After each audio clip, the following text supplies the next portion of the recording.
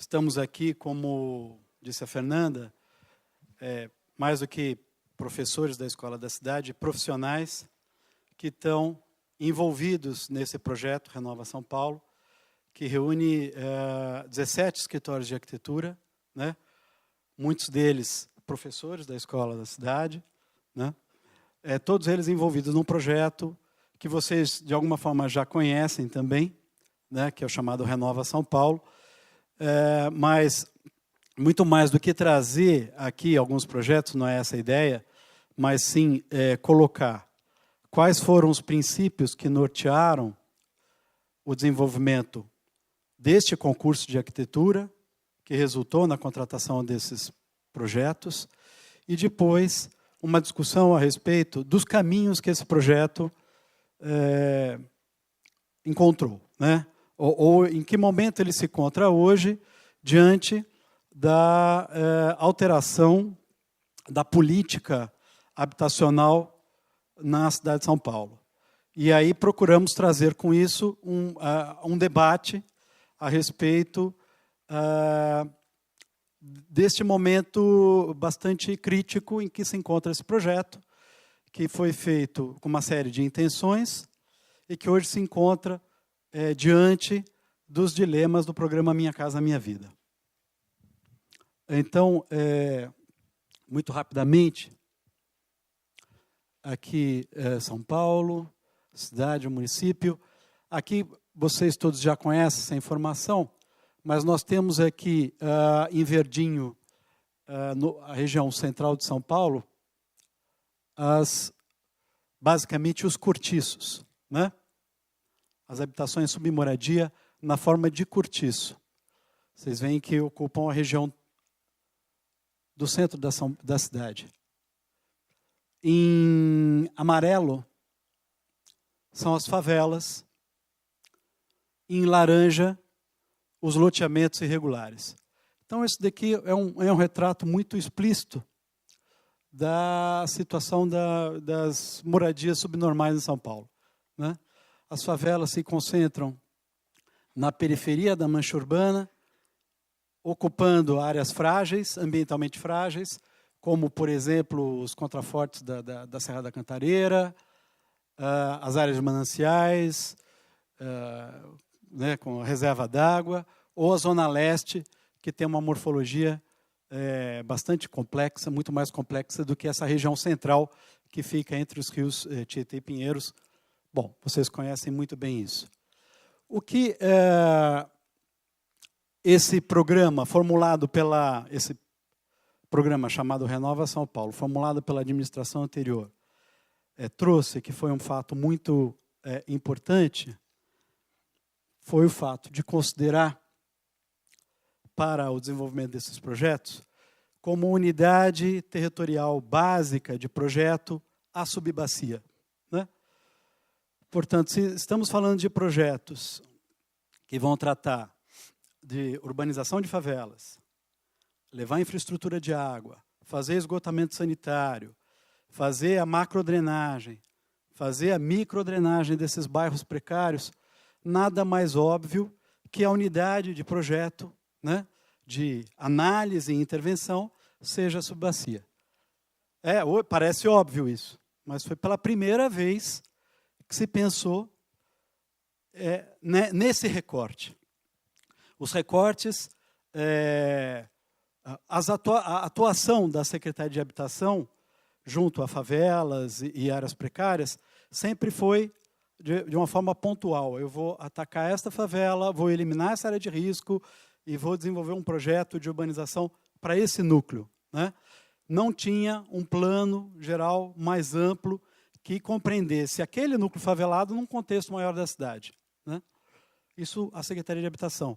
Já a Secretaria de Desenvolvimento Urbano ou outras secretarias pensam a cidade, o território da cidade, a partir de um recorte político, que são os subdistritos, né? Os distritos, as subprefeituras. Então, esta questão do mapeamento das subbacias do município de São Paulo e, obviamente, a compreensão de quais núcleos estavam nessas subbacias e qual o grau de precariedade de cada um desses núcleos, foi um estudo amplo e muito bem desenvolvido pela administração anterior, que subsidiou esse concurso. Além disto, foi feito também um mapeamento no tempo, né? Aqui nós temos a cada subbacia, que define um perímetro de ação, né? Distribuído ao longo de quadriênios de governo.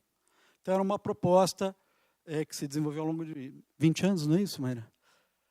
Vários quadriênios de governo. Isso faz parte do Plano Municipal de Habitação aprovado, desenvolvido pela Prefeitura e aprovado na Câmara. A partir disto, desse mapeamento, foi feito concurso para 22 áreas. Né? Dessas 22 áreas, 17 áreas tiveram vencedores, escritórios selecionados para desenvolver o projeto. Então, as 17 áreas vão corresponder a 213 assentamentos precários, num total de 84 mil famílias. Que é a informação. Tá aí. Então, é um projeto que tem uma amplitude muito grande de intervenção na cidade de São Paulo. Né?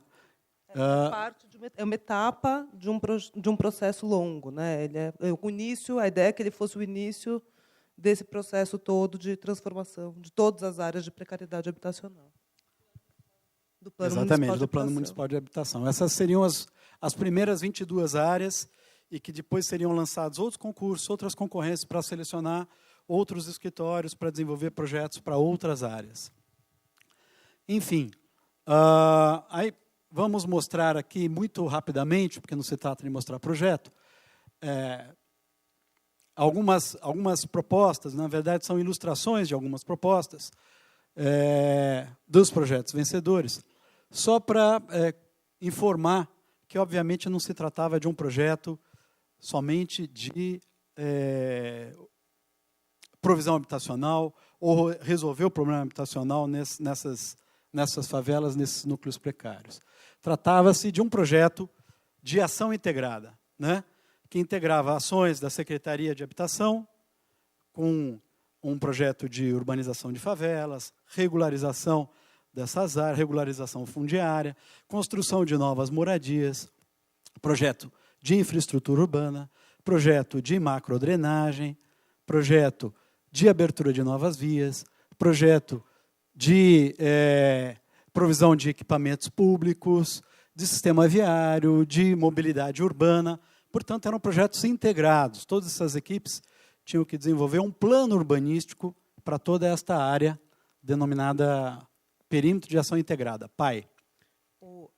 No concurso, o próprio edital do concurso previa, então, a equipe multidisciplinar para desenvolver o trabalho e, como primeira etapa do trabalho, o plano urbanístico, e depois isso se desenvolveria até o projeto executivo. Então, esse concurso previa todas as etapas do projeto, começando pelo plano. E essas pranchas são detalhes ou pedaços de pranchas do próprio concurso, não são os projetos que estão em andamento.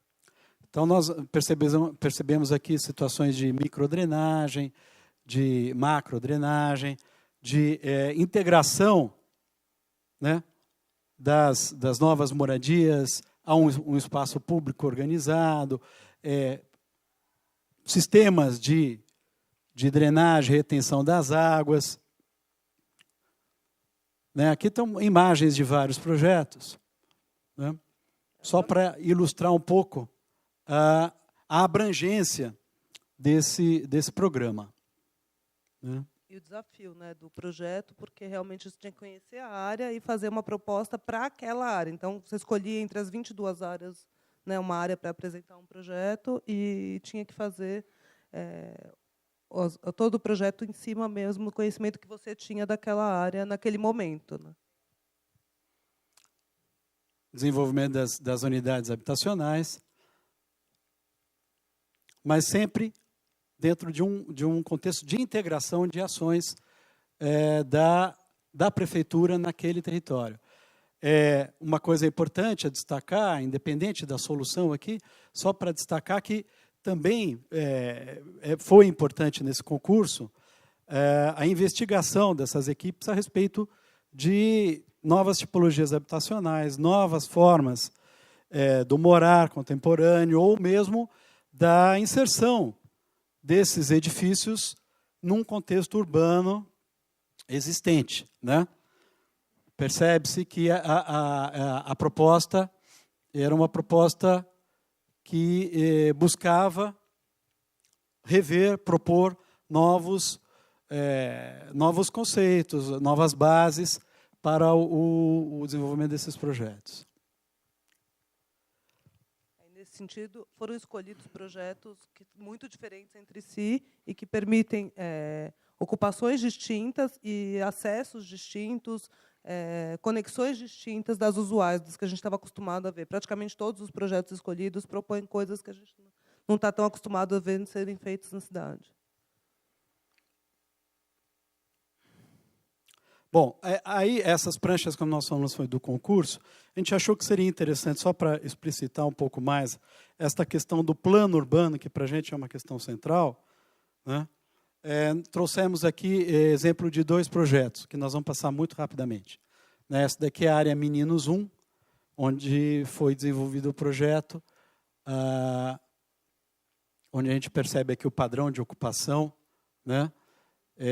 Aqui é o limite de São Paulo com São Bernardo, padrão de ocupação bastante variado nessa região, que tinha desde de bairros tradicionais da periferia paulistana, aqueles sobradinhos, em lotes estreitos e compridos, uma densidade, baixa altura, mas uma grande densidade habitacional, né, até condomínios de torres isoladas que ocupam grandes glebas, né?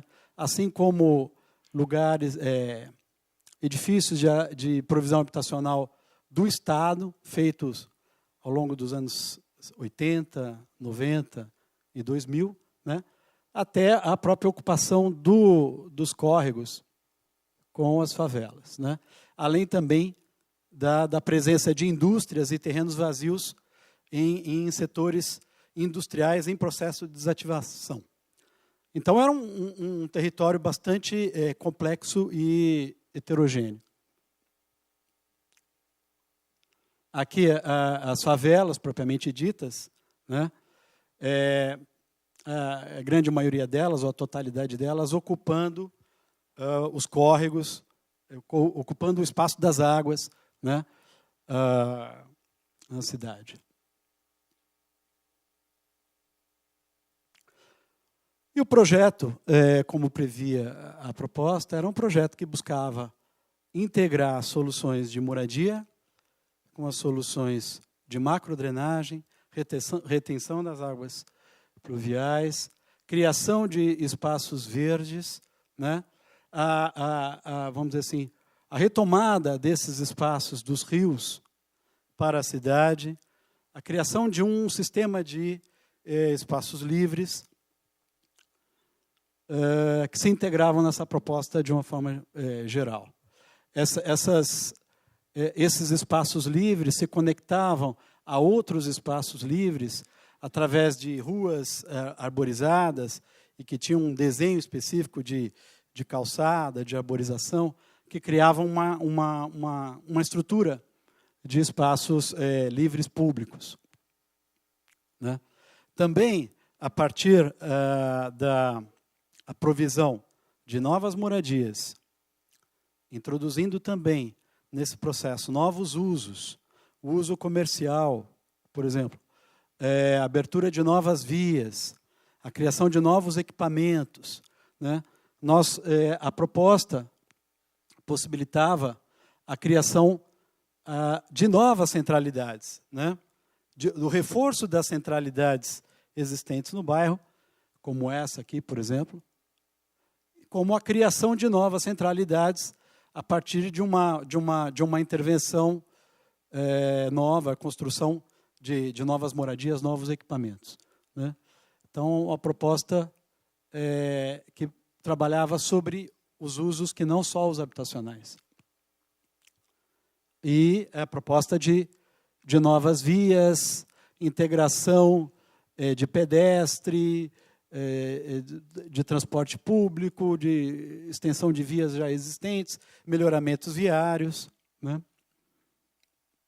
A ideia é que esses planos desenvolvidos seriam levados à Câmara agora, ou à Secretaria de Desenvolvimento Urbano, que nesse momento de revisão do plano diretor e, posteriormente, a revisão dos planos regionais, esses planos, de alguma forma, alimentassem esses planos, não que fossem incorporados integralmente, não era a nossa pretensão, mas os escritórios ficaram trabalhando nessa fase, nessa etapa de projeto, mais de um ano, né, Mayra? Mais de um ano nisso, né, com levantamentos e idas a campo e pesquisas em várias secretarias, em muitas reuniões.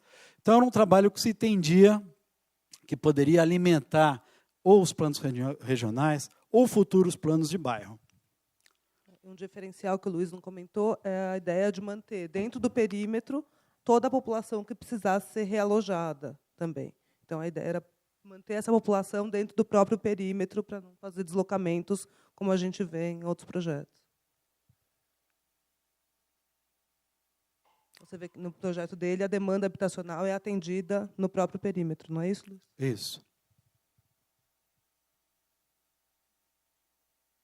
E só para dar um exemplo desse projeto, vou mostrar as questões que foram enfrentadas neste caso específico. Quer ficar com... Passa para cá. Isso. Então, esse é um outro perímetro que está na Zona Norte, é o Cabuçu de Baixo 4, e é o que a gente, no escritório, chama de o mar de casas. É isso. Basicamente, a gente está no limite da ocupação a norte de São Paulo, e o que a gente tem lá é uma área que foi toda ocupada por loteamentos irregulares e coisas feitas por grileiros, alguns com entrada na prefeitura, deram entrada do projeto, mas nunca foi aprovado, e essas casas foram ocupadas. E assim está ocupada o limite entre a mancha urbana e a Serra da Cantareira, o Parque da Cantareira. Então, a gente tem a situação aqui também de um córrego, né, que está aqui, que a gente consegue ver, que foi urbanizado parcialmente, e a ideia é dar continuidade para esse projeto. Então, a situação de ocupação é difícil, as áreas são muito íngremes, o acesso e a mobilidade são um dos principais problemas dessas casas, que até, em grande parte, estão em boa condição, estão bem construídas, quer dizer, considerando... E a situação dos córregos ocupados e do saneamento, da situação dos rios que vão dar, como são as subbacias, que vão dar no Tietê. Essa aqui é uma ocupação de um parque, né, da área de preservação ambiental da Zona Norte. Isso aqui tudo que vocês estão vendo é lixo. Tá? E isso é uma favela da nossa área, que não estava no concurso, mas que apareceu depois. E aqui a questão dos acessos, o esgoto e a dificuldade que essa comunidade tem para chegar nas suas casas, muitas vezes, né? O sistema de transporte público, como vocês podem imaginar, também não é grande coisa. Então aqui está o parque, né? A área de preservação da Cantareira. Aqui tem uma avenida, que é a Cantídio Sampaio, que é onde tem o rio e que vocês viram na foto, o Parque da Brasilândia, e aqui a gente tem um céu, que é o Céu da Paz, que você consegue ver aqui. Então, as favelas estão em amarelo e o laranja são os loteamentos clandestinos. E algumas favelas, as favelas indicadas para remoção, são essas favelas ao longo do córrego, aqui embaixo. É um perímetro bem pequeno, comparado com os outros perímetros do concurso, do programa do Renova, e com problemas bem pontuais, né? Essa aqui dos usos das áreas verdes. A questão da mobilidade, né, da dificuldade de transpor essas montanhas e do acesso. Então, essas pranchas são do plano urbanístico, do início do plano urbanístico. Aqui uma prancha que equivale àquela outra do Luiz. Então, tem a provisão, toda a área de provisão, né, habitacional pulverizada em alguns pontos e com algumas áreas que a gente conseguiria ter um pouco mais de ocupação. A gente, acho que nesse dá para ver melhor. Não. Aqui são as remoções, as áreas de parque. E aqui isso aqui já é ocupação da CDHU, já feitas em outra gestão. A gente tinha uma estratégia de aproveitar, sempre que a gente precisa fazer uma conexão com escadaria ou com uma viela, qualquer coisa do tipo, que precisa ser tratada, fazer, conjugado a isso, uma provisão habitacional pequena, porque a gente tem áreas muito pequenas, seria possível fazer alguma coisa, e assim, você tem que remover 4 casas e constrói 10, coisas desse tipo, somas desse tipo. E aqui, conjuntos maiores em áreas que a gente imaginou fosse possível, porque a gente está falando de macrozona, né? Então, a taxa de ocupação é muito baixa, e a ideia era conjugar isso com a área verde preservada do parque para conseguir um potencial construtivo um pouco melhor, para garantir apenas a reposição das famílias que tiverem que ser reassentadas por conta do córrego. Apenas isso, não mais do que isso. Então, aí alguns estudos que a gente acabou fazendo de volumetrias. Essa situação. Aí o corte, que vocês conseguem ver bem como é acidentada a área e o que é a cantareira lá em cima. A mobilidade, as centralidades, a proposta de novas paradas de ônibus e tudo isso. As áreas. E aí, por exemplo, um exemplo de uma tipologia que foi desenvolvida para isso, um estudo. E aí o que a gente está fazendo de fato, porque, na verdade, como é área de macrozona, e não, vamos dizer, não rende, né, quando você vai construir um edifício novo, são poucas famílias atendidas, economicamente não interessa agora mais fazer muitas dessas provisões dessa forma, porque o custo é alto e poucas famílias são atendidas. Então, o que a gente tem feito são os projetos de urbanização das favelas, que basicamente são as escadarias, então, em que a gente propõe alguma coisa de novas áreas livres e vegetação, para tornar esses acessos a essas casas um pouco melhor, mais agradável. Algumas praças, né, em algumas, esse aqui é o exemplo. Essa é uma favela, tá vendo, bem pequena, e a gente tem uma área livre aqui, que é essa, e uma área livre aqui. A ideia é não deixar que essas áreas fiquem ocupadas. Tem remoção de algumas casas de risco. A gente tem muita área de risco. É uma coisa que eu não falei. A gente tem áreas de risco de todos os tipos. De alagamento, de escorregamento. Isso é que nós desenvolvemos aí esses anos, nesse contato com a prefeitura, e foi um trabalho bastante difícil de ser desenvolvido, né? Falando isso ainda na gestão anterior, difícil porque envolvia uma série de secretarias, além das secretarias, uma série de órgãos públicos, como o Sabesp, como as concessionárias públicas, né, a questão do parques e jardins, com gás. Tinha que reunir todas essas entidades, todos esses órgãos municipais, que, por incrível que pareça, todos eles trabalhando sobre uma mesma administração, não tem nenhum tipo de diálogo entre eles, de contato, na verdade, né? E cabia a nós, arquitetos profissionais, estabelecer isso, e foi bastante difícil. Isso consumiu muito do tempo de desenvolvimento desse projeto, procurando fazer a ponte entre essas várias secretarias, que tinham demandas diferentes também, né? À medida que se propunha um parque, a Secretaria de Habitação fala, não, então esse parque aqui que vocês estão propondo, quem vai tratar dele é a Secretaria do Verde. Aí você ia conversar com a Secretaria do Verde, tinha uma visão diferente em relação à solução daquele parque ou como ele estava resolvido. Enfim, foi um trabalho muito árduo para desenvolver esse projeto, ainda no nível do plano urbanístico. Então, mas acho que é inovador no sentido de possibilitar essa situação e essa conversa entre secretarias. E acho que as próprias secretarias não estavam preparadas ainda para essa proposta. E acho que, a partir de agora, a tendência seria a gente melhorar a comunicação. Talvez não é o escritório, não sei se é o escritório de arquitetura ou não, mas também o escritório, mas talvez dentro das secretarias também uma comunicação maior, que acho que é o sonho da cidade, é que as secretarias conversem mais. E acho que é um desafio interessante da proposta do programa, que eu só queria reforçar. Exatamente. E aí, o que ocorre? E aí houve as eleições, né? Houve uma mudança na Prefeitura de São Paulo. A princípio, o governo petista na Prefeitura de São Paulo seria uma excelente notícia para quem trabalha com a questão da habitação social, com a regularização de áreas precárias e tudo mais. Se a gente pegar o histórico, por exemplo, da Erundina, no final dos anos 80, que muitas das coisas que o Sérgio mostrou aqui agora, né, inspiraram, com certeza, aquelas pessoas, no final dos anos 80, a trabalharem no governo Erundina, daquela forma. Depois, o próprio governo Marta, que eu acho que fez avanços significativos. E esperávamos, então, que no governo Haddad esses projetos pudessem ter um desenvolvimento até melhor.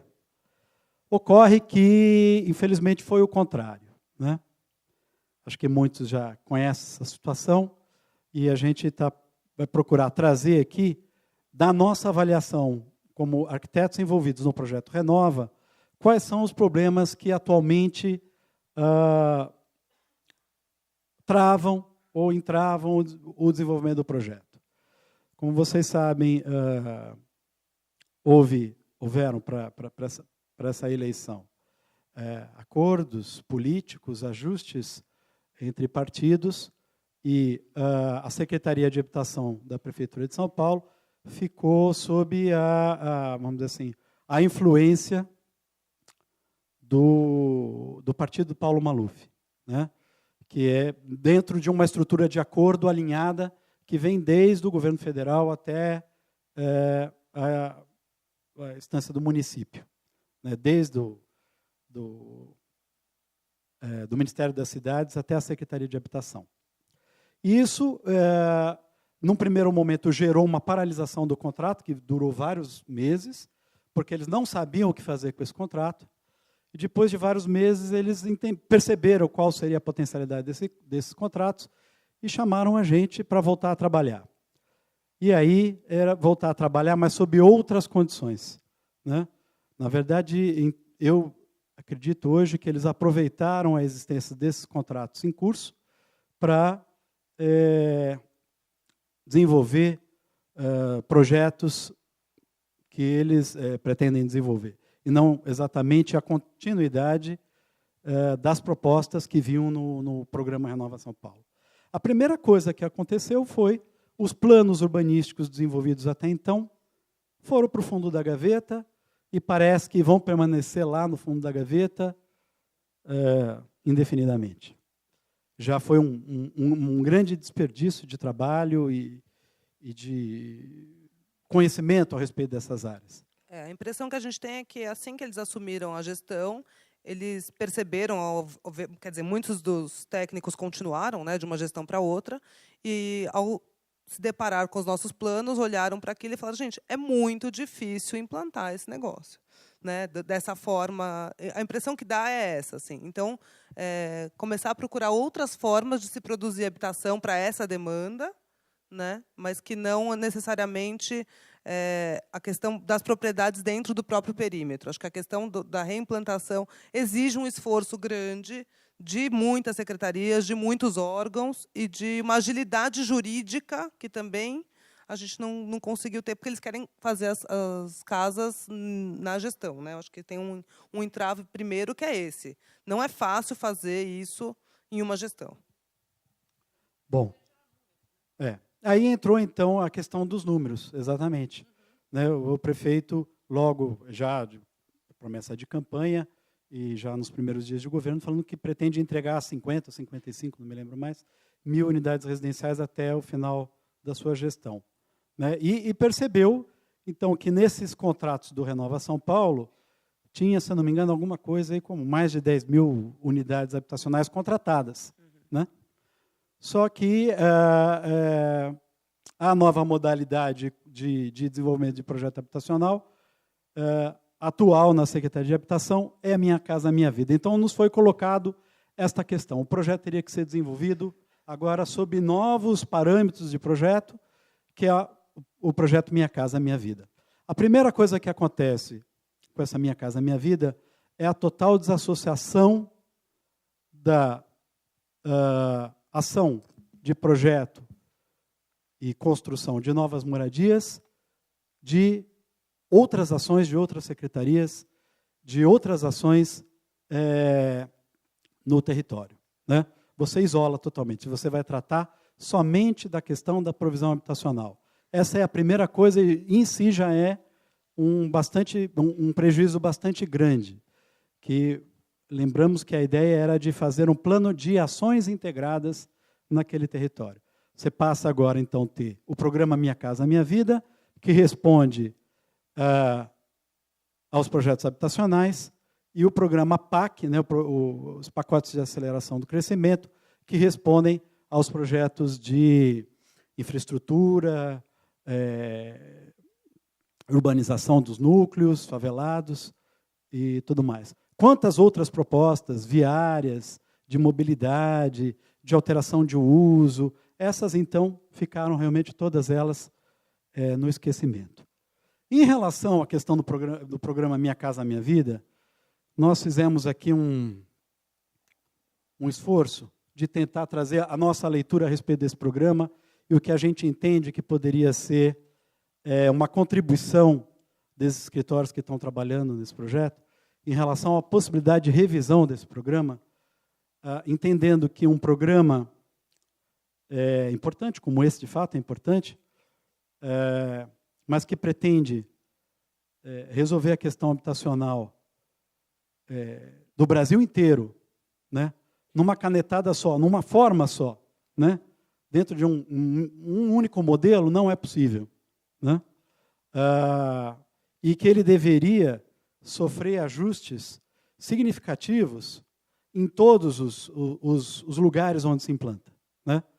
E o que trouxemos aqui são algumas avaliações em relação a esse programa inserido nesses núcleos, inserido, portanto, na cidade de São Paulo. É completamente diferente você imaginar esse projeto Minha Casa Minha Vida sendo implantado no interior de Pernambuco ou nas grandes metrópoles, né? E aqui nós listamos algumas questões que são importantes, né? Entraves para a provisão habitacional nos modos Minha Casa Minha Vida, no contexto do projeto Renova São Paulo. A primeira deles, localização dos terrenos para a provisão habitacional desassociados do plano urbanístico.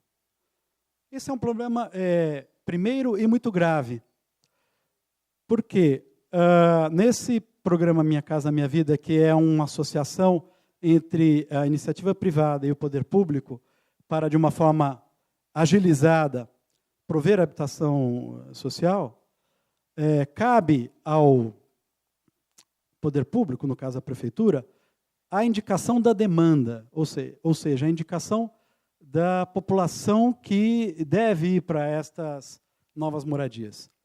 Mas a localização dos terrenos onde serão construídos esses novos edifícios, né, no programa Minha Casa Minha Vida, eles são indicados, por exemplo, pelos próprios empreendedores, né? E, no caso do projeto Renova São Paulo, esses terrenos, pela particularidade que eles devem ter, que nós vamos listar agora, eles não se inserem dentro do projeto desenvolvido num projeto de desenvolvimento urbano, né? Então, o primeiro ponto é esse: os terrenos não se inserem dentro de uma estrutura maior de organização do território, né? Os critérios para a eleição dos terrenos são aqueles que estão mais baratos, mais fáceis, mais à mão, e que possam agilizar o processo da Minha Casa Minha Vida. Para se ter um exemplo dessa questão dos terrenos, os terrenos que não podem ser indicados ao programa Minha Casa Minha Vida.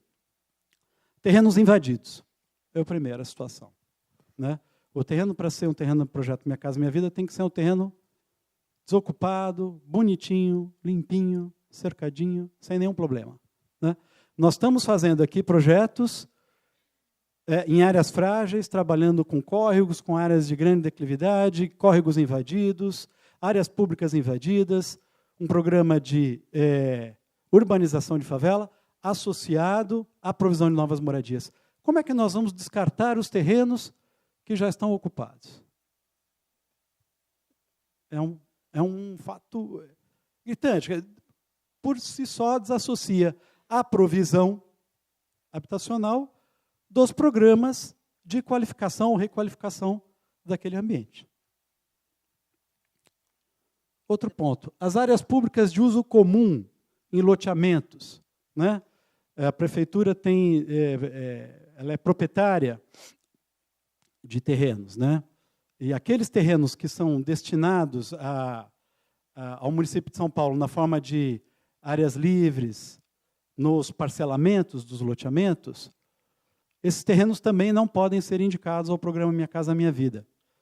Mais uma vez, se cria um entrave aos projetos de provisão, porque você não pode fazer projetos nessas áreas. Para dar um exemplo, né, no projeto que nós desenvolvemos, essas áreas junto aos córregos, muitas delas, não todas, tem áreas particulares, mas muitas delas são áreas públicas invadidas, né? E que nós não podemos contar com essas áreas dentro do programa Minha Casa Minha Vida. Anos atrás, eu fiz o projeto de urbanização da favela do Jaguaré, uma favela lá na Zona Oeste, que tinha uns 3.600 famílias, ocupando uma área que toda a área ocupada é uma área verde, né, destinada num loteamento dos anos 40, um loteamento industrial, que definiu o bairro do Jaguaré, destinou aquela área onde hoje a favela ocupa como área verde. Então, é uma área enorme, toda ocupada pela favela, hoje é em processo de urbanização, mas nenhum projeto de provisão habitacional nos moldes da Minha Casa Minha Vida poderia ser feito naquela favela, porque aquela favela ocupa uma área verde, né?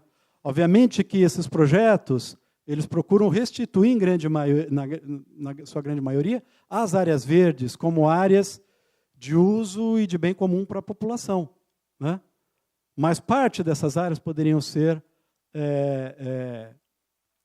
apropriadas por edifícios habitacionais. Tem uma questão histórica de que essas áreas são as áreas que se tem dentro dos perímetros como área disponível. Evidentemente que, se elas não tivessem invadidas, não tivessem ocupadas, talvez não fosse proposto habitação nessas áreas. Quer dizer, o Minha Casa Minha Vida não está errado na regra inicial, mas a gente está numa situação urbana distinta. E entre colocar essa população para morar mais longe, se é que é possível ir mais longe, ou mais afastada ainda da infraestrutura que se tem nesses lugares, a ideia seria poder utilizar, em parte, acho que nunca a gente está propondo utilizar totalmente essas áreas verdes, mas, pelo menos em parte, essas áreas também como uma possibilidade de terrenos. Ou as áreas verdes, ou as áreas invadidas por favela.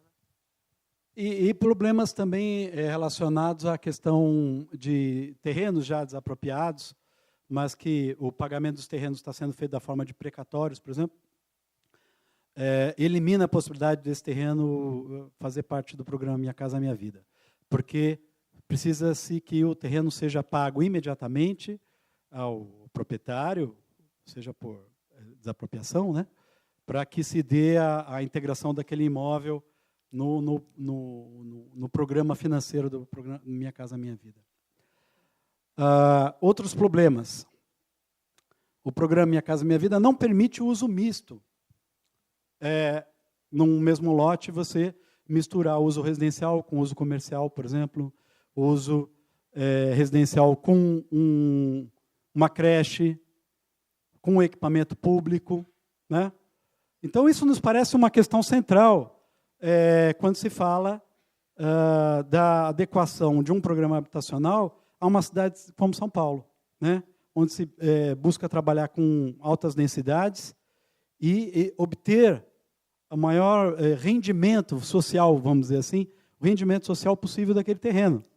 Você poderia, portanto, construir em altura, ter um comércio no térreo, ter um equipamento, né, como o projeto que todos vocês conhecem ali na Água Espraiada, o Jardim Edith. O projeto seria impossível de ser enquadrado nesse novo formato de provisão habitacional. Que nesse caso de terrenos escassos, seria interessante ter os equipamentos na mesma área que as habitações, para possibilitar o projeto. Exatamente. E comércio, não pode ter comércio. Então, mais uma vez, se reforça aquela ideia de que a preocupação é simplesmente em fazer unidades. Sendo que a nossa preocupação como arquitetos nesse projeto não é fazer habitação, é fazer cidade, né? Com comércio, com serviços, com habitação. Mas, por exemplo, o que a Caixa alega do comércio, a questão do financiamento para a habitação é uma coisa, o financiamento para o comércio é outra. Mas nenhum equipamento público, se a prefeitura quiser fazer a creche, ela não consegue. Entendeu? Então, não é só o comércio, nada. Então, a Caixa não vai financiar a creche, mesmo que a prefeitura dê a contrapartida, sabe? Não faz sentido, né? Exatamente. Eu acho que não é a realidade que se adequa à legislação. Nem o que ela alega justifica, né? A legislação deveria ser adequada à realidade ou ao desejável, não ao contrário. Né? Outro ponto também é que o programa Minha Casa Minha Vida incentiva a criação de condomínios fechados. Né? São, portanto, empreendimentos monofuncionais e pela proposição, realmente incentiva a criação de condomínios fechados. Aliás, todo momento, a questão da habitação é tratada como condomínio. A repetição, quase que a repetição do condomínio de classe média, num formato reduzido, do ponto de vista até das qualidades espaciais desses espaços públicos, né? Mas sempre na forma de um condomínio, de um edifício sem contato com a rua, né? Sem a possibilidade de ter contato com a rua, de ter comércio, um térreo, de ter espaço público. Né? Se a gente tem um espaço ali, não, tem que cercar. Né? E essa cerca tem que ser no alinhamento do lote. Regras rígidas que dificultam, né, os projetos que se implantam em áreas de declividade, de alta e média declividade. Então, são regras da Caixa que estabelecem afastamentos de talude. Que, aparentemente, são regras de uma segurança extrema, como se a coisa fosse muito mal construída. Né? Na verdade, parece que a regra é feita assim, para o cara que pega uma terra arrasada no meio do nada e que ele tem muita terra, né, que não é o caso de São Paulo, e que você pode gastar terra gastar terra, que eu digo, é perder espaço urbano para taludes e situações assim. Uma rigidez muito grande na implantação dos edifícios. Rigidez da tipologia? Bom, aí outro caso. Não é rigidez da tipologia, é uma tipologia só. Para o Brasil inteiro, o programa imagina que se tem uma única tipologia, tem duas, na verdade, a casa e o apartamento. No caso da casa, é uma casa só, e no caso do apartamento, é um único apartamento. É um apartamento de 2 quartos, né, com todas as medidas estabelecidas pela Caixa. Pelo amor de Deus, como nós vamos pensar a habitação dessa forma? Né? E as famílias maiores, as famílias menores? O que já foi feito em termos de associação de tipologias de 1 quarto, com 2 quartos, com 3 quartos? Nada disso é possível. Um único apartamento para resolver a questão habitacional. E dentro dessa única tipologia, da distribuição dos ambientes, ela tem que atender integralmente a possibilidade de adaptar todas as unidades à norma NBR 9050, que é a norma de acessibilidade universal. Que, a princípio, parece ser uma demanda interessante, né, visando a acessibilidade universal a todas as unidades. Não estou falando das áreas comuns dos edifícios, estou falando das unidades. Se torna um pouco conflitante com a realidade, onde você tem que resolver uma unidade com 43 metros quadrados. Né? 43 metros quadrados, um banheiro acessível ao cadeirante, vocês sabem, tem que ter aquela transferência lateral, frontal para o vaso, para o chuveiro, tem que rodar 180 graus. O banheiro é quase do tamanho do quarto, né? Numa unidade de 43 metros quadrados. Poderíamos, enfim, não sei qual é a solução, poderíamos trabalhar com uma porcentagem, a legislação já trabalha com uma porcentagem, poderíamos dobrar, triplicar essa porcentagem, mas fazer com que todas as unidades sejam possíveis de serem adaptadas. A adaptação, no caso, é a inversão da porta do banheiro. Em vez de abrir para dentro, você faz ela abrir para fora, o apartamento está adaptado ao cadeirante. Se você tiver uma circulação no apartamento, um corredor, ele tem que ter 1,20 m de largura. Não é? Quer dizer, são padrões que não se tem nem em habitação de alto padrão. Fora a questão do elevador, né? Porque aí a gente tem já fica impossível fazer qualquer habitação que não tenha elevador. E qualquer edifício baixo, ele precisa ter o elevador a cada previsto. Às vezes ele não precisa ser construído, eu nunca entendi isso, mas assim, pode ter a caixa do elevador vazia ou o elevador. Então, às vezes, você tem situações pequenas em que você pode fazer dois apartamentos ou 4 apartamentos com uma escada. Tem que multiplicar várias escadas, vários elevadores. Se for uma lâmina, por exemplo, tem que ter 15 elevadores. Então, essa tipologia não vale para Minha Casa Minha Vida. Então, você tem que fazer uma tipologia com a circulação central e corredores extensos para acessar todas as unidades, otimizando o elevador, que talvez não seja implantado, porque é só o buraco do elevador. E, por último, a gente comentou, né, Maria, acabou não botando aqui, a questão do tamanho também dos projetos. Há restrição a projetos numa escala pequena, porque isso não teria, vamos dizer assim, não atenderia a escala produtiva das construtoras de chegar lá e fazer um conjunto. Eles querem fazer um conjunto de 300 unidades habitacionais, não querem ir lá no final daquela viela e construir 15 unidades, 16 unidades, 18 unidades, né, porque isso foge do interesse produtivo, né, mas no caso dos planos, teria a possibilidade, por exemplo, de uma construtora fazer 20 edifícios de 10, entendeu? Por exemplo, ao invés de um lote só, em vários lotes distintos. Aproveitar essa questão da comunicação entre secretarias e possibilitar essa discussão de agregar lotes num projeto, mas a Caixa não permite fazer isso. Bom, então é isso. O que procuramos trazer hoje, então, um panorama do Renova, que acho que vocês, alunos, já conheciam bastante, até trabalharam com isso no estúdio, né? Mas explicitar essa ruptura de pensamento desse programa, que pretendia trabalhar com a questão da habitação de uma forma integrada a outras ações necessárias na cidade, e que agora se vê obrigado a se encaixar dentro dessa estrutura da Minha Casa Minha Vida. Então, procuramos aqui, de uma forma singela, fazer a nossa leitura do problema desse programa. Nós vamos ter aqui, nesses debates, outras pessoas falando sobre Minha Casa Minha Vida. Eu espero que, ao final desses dias, a gente tenha uma visão mais clara desse programa, que, como já foi colocado no dia de ontem, né, é um programa muito importante e que deve ser debatido por toda a sociedade.